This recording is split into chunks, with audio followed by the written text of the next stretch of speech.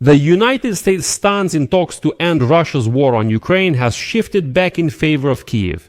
In particular, today in Florida, 3 days of negotiations between the American and Ukrainian Russian delegations have concluded. Stephen Witkoff, representing Donald Trump, says Ukraine isn't required to cede any territory to dictator Putin, and that now all negotiations are focused on meticulous work on security guarantees for Ukraine. Witkoff says they will be multinational and also exclusively American. Ukraine's recovery and the future benefits of investing in our country's restoration and development are being discussed. Also, and importantly, Witkoff mentioned it. Essentially, he says that Ukraine has clearly and absolutely unambiguously established its position that Ukraine wants peace, Ukraine wants to end the war, and so on. This is very important. That is, now it won't be possible, to manipulate and say that it's Zelensky and Ukraine who are to blame. That's it. Well, and Stephen Witkoff also stated that it's very important to end the war not just with a ceasefire, but to make sure it's a stable and lasting peace. And against this background, suddenly there was a very strong shift in rhetoric in America. Because Lindsey Graham, who is a Republican senator and, by the way, a very close ally of Donald Trump, today stated and even publicly called on Donald Trump, saying, listen, we attack, seize and arrest Venezuelan oil tankers, so why not start seizing Russian shadow fleet tankers that are illegally transporting Russian oil? And Lindsey Graham called for exactly that, saying, well, to make it legal, let's finally declare Russia a state sponsor of terrorism, and that's it. Then we can do exactly the same as with the regime, and Lindsey Graham called for this, saying, a sponsor of terrorism and exactly the same as with the regime.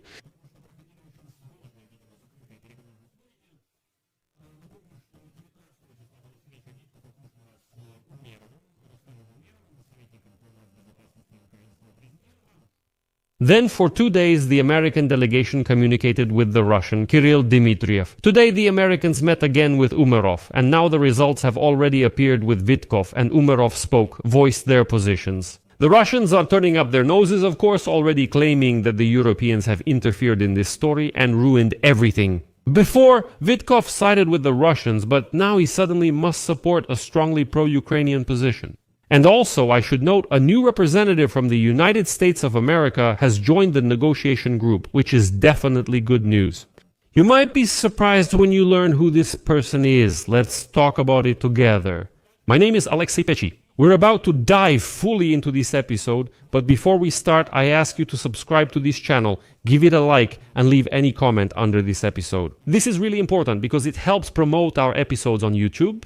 I will be grateful to you for that, and subscribe to my Telegram channel, Peachy News. The link to it is in the description of this video. I'm recording this episode. It's already very, very late at night, Kiev time, so when you wake up, you'll be up to date with absolutely all the news. So, Ukraine and the United States of America held a series of substantive meetings during their gathering in Miami from December 19th to 21st, where they focused their attention on 4 key documents. These are elements of the future peace agreement, which we'll now explain. So, according to Rustem Umerov in particular, who is the Secretary of the National Security and Defense Council of Ukraine, over the past 3 days in Florida, the Ukrainian delegation has held a number of productive and constructive meetings with representatives of the United States and European partners. I would like to note that Europeans now sit equally at the negotiating table and conduct negotiations with the Americans. Representing Ukraine were Umerov and Chief of the General Staff Lieutenant General Andriy Hanatov. The United States was represented by President's Special Envoy Donald Trump, Stephen Witkoff, Jared Kushner, and White House staffer Josh Gruenbaum. Josh Gruenbaum is a very interesting person. I'll explain why soon. The thing is, he's a new face in the negotiation process, and he holds the position of Commissioner of the Federal Procurement Service.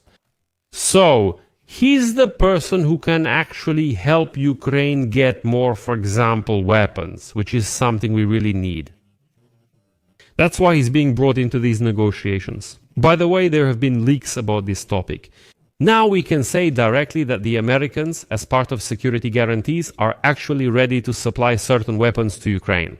Because these guarantees specify that there is a Ukrainian army. 800,000 people, but if they're just people without weapons, well, it will be difficult to resist Russian aggression. That's why there is also a list of weapons, including missile systems, that should also serve as a certain security guarantee for Ukraine. That's why it's interesting that Greenbaum appeared in these negotiations. Let's see what comes out of it. And in addition, key national security advisors of European leaders have joined the discussion. So let me quote Umerov here. There was also a separate constructive meeting in the United States-Ukraine format, during which the main focus was on 4 key documents: continuing work on the 20-point plan coordinating positions on the multilateral framework agreement on security guarantees, coordinating positions on the United States-Ukraine bilateral security guarantees agreement, and continuing work on economic issues. The Economic Development Plan, or as it is now called, the Prosperity Plan. So, as you understand, the Europeans at the negotiating table are now discussing the issue of security guarantees for Ukraine, a multinational package of guarantees, meaning there will be a package with the Europeans and a separate package of security guarantees, exclusively from the United States of America, which must be ratified by the United States Congress in order for it to be legally binding. So, it's interesting. What about the security guarantees? Today, NATO Secretary General Mark Rutte stated that a number of European countries are ready to send troops to Ukraine in case Vladimir Putin decides to attack again after a possible ceasefire. Quote, "Some European countries have signaled that they are, if needed, ready to provide their troops." This is a hint that this will also be included in the security guarantees. Rutte explained that the Allies are seeking to create a 3-level deterrence system so that after a peace agreement, Ukraine will never be attacked again. The first level is strong Ukrainian armed forces capable of defending the country on their own. The second level is a coalition of willing Europeans who will provide additional security guarantees. And the third level is support from the United States. Quote, "Combine these 3 elements in such a way that Putin clearly understands he should never touch Ukraine again." European involvement in the negotiations had a very positive effect. The fact is that today, Mark Rutte noted that the only reason for the lack of progress in establishing peace in Ukraine is Vladimir Putin's position. The NATO Secretary General noted that Putin is willing to sacrifice many Russian soldiers for very limited military gains. This year, Russia has achieved only minimal territorial gains, less than 1% of Ukrainian territory, while Russian losses, killed and wounded, have reached up to 0.1 million people. It's terrible, but that's the reality we're dealing with. But you might say, listen, the NATO Secretary General has always basically taken the position that the real problem is the dictator Putin. But what personally surprised me today was the position of Stephen Witkoff, who quite openly served the interests of the Kremlin. So, Stephen Witkoff stated today that Ukraine remains fully committed to achieving a stable and lasting peace. Our common priority is to stop the killings, ensure guaranteed security, and create conditions for restoring stability and long-term prosperity in Ukraine. Peace should not only be the cessation of hostilities, but also a worthy foundation for a stable future. Ukraine greatly values United States leadership, support, and continued close coordination with its partners in the next stages of this important work. So, as you can see, the statement is quite pro-Ukrainian, and it's important to note the constructiveness on Ukraine's part, its commitment to peace, as well as the joint strategic approach, as Witkoff put it, of Ukraine, the United States, and Europe. And that's why we conclude from this that Witkoff is essentially stating that the United States, Ukraine, and Europe have finally developed a unified position, and that's wonderful. The only thing is that nothing has been said about Russia yet. For 2 days, Witkoff talked with Dmitriev while they weren't speaking. Maybe now Dmitriev will speak and tell us something. This is an important missing part of the statement, making it impossible to fully conclude these negotiations. The Ukrainian delegation spent 3 days in Florida, while the Russian delegation led by Dmitriev was there for 2 days on December 20 and 21. They never encountered the Ukrainian delegation. Although Zelensky, by the way, stated the day before that he was not against trilateral negotiations between Ukraine, Russia, and the United States. If this meeting leads to the unblocking of prisoner exchanges, which Russia is blocking, or to a meeting of the leaders, that is, he says, I'm not against Ukraine, the United States, and Russia sitting down together directly and talking. At the same time, Putin's aide Ushakov said he doesn't know anything about a trilateral meeting and, as expected, stated that Ukraine and Europe are not bringing agreements closer. But he says like all the Europeans got involved in these negotiations and ruined everything. Ushakov basically said almost directly, listen, Witkoff has been going on for quite a while. Well, he served Putin, he defended the Kremlin's positions, and then these Europeans got involved and said, what's going on here? And that's it. Now it turns out Witkoff isn't even calling to give up Donbas. He's not calling for that at all. Naturally, Ushakov is upset and blames the Europeans for everything. Although there's also something to think about regarding Europe here, because Emmanuel Macron, the French president, is planning to have a conversation with Putin next week. Well, basically it's already this week. The Kremlin has already stated that they don't mind such a call, and the Élysée Palace has even welcomed the Kremlin's approach. And I have a separate episode on this topic called Macron Betrayed Ukraine. Be sure to watch it. It's literally the previous episode on this YouTube channel. This is very important because the Europeans are also trying to take their own position in the negotiation process. In addition, I would like to note that the parties also separately discussed the timeline and sequence of further steps regarding the negotiations. According to Umerov, Ukraine remains committed to achieving a just and lasting peace, stopping the killings and ensuring guaranteed security. They fully align their positions with Witkoff here. Peace should not only be the cessation of hostilities, but also a worthy foundation for a stable future, Umerov tells us. And I'll repeat once again, it's practically the same thing, word for word, said Witkoff. This is crucial. Can you imagine? Umerov and Witkoff's positions are identical, showing they agreed to defend this stance together. This is an important point worth noting. And in this regard, today we have another very interesting piece of news. We have a Republican senator and a very close associate of Donald Trump, Lindsey Graham. So, Lindsey Graham today, live on National Broadcasting Company News, actually called on United States President Donald Trump to seize oil ships from the Russian Federation if the head of the Kremlin, Vladimir Putin, refuses to negotiate on Ukraine.